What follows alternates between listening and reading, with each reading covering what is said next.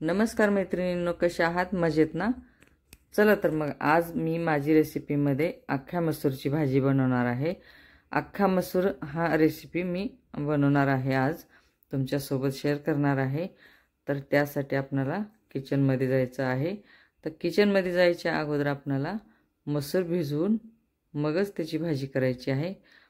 भिजत घालायचं आहे मसूरला, कारण कोणी कोणी रात्रभर घालतात, कोणी 4 तास घालतात। तर मला माहित नाही की हे मसूर माझा किती वेळ भिजतो, कारण मी हे सकाळीच भाजी बनवायचं ठरवलं, कारण रात्री माझ्या मनामध्ये पण नव्हतं की मसूरची भाजी उद्या बनवायची। तर चला तर मग आता हे आपण ह्याची भाजी बनवूया, कारण हे आपल्याला भिजत ठेवायचं आहे।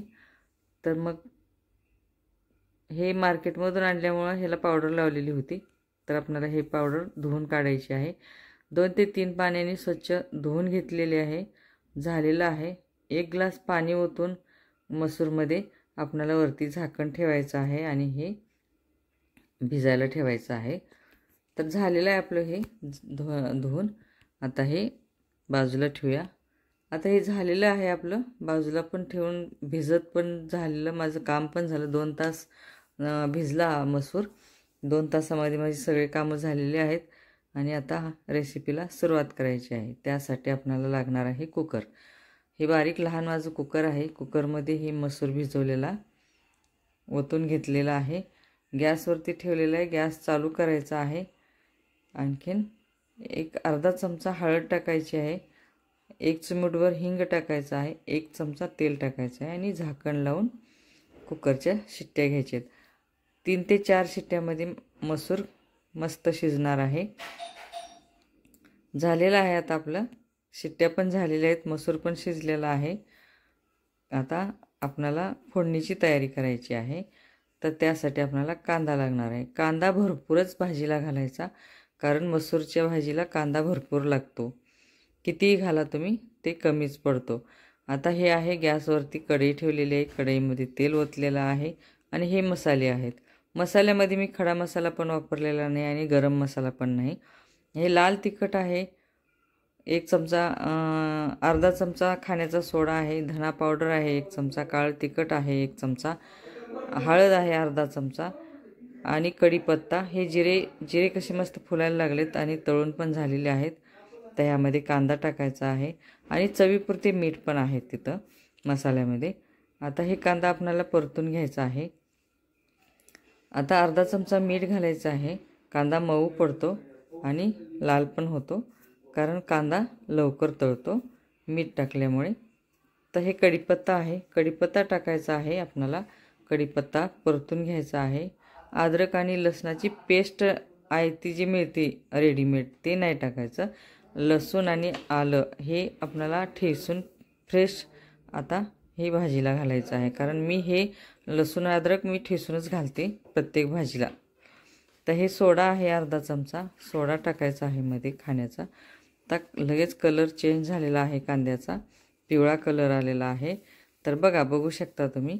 आता हे कांदा पण आपला झालेला आहे, तळून मऊ झालेला आहे। तर आता हे टोमॅटो आपल्याला मध्ये घालून घ्यायचे कांद्यामध्ये। आता हे सगळं परतून घ्यायचं आहे आपल्याला टोमॅटो मऊ होईपर्यंत। आता हे आलं अख्खा मसूर जो शिजायला ठेवलेला होता, कसा शिजला हे बघूया। तर जसा पाहिजे होता तसाच मला शिजलेला आहे, कारण अख्खा मसूर पाहिजे होता मला, गाळ नको होता, लोण्यासारखं नाही शिजवायचं नव्हतं मला।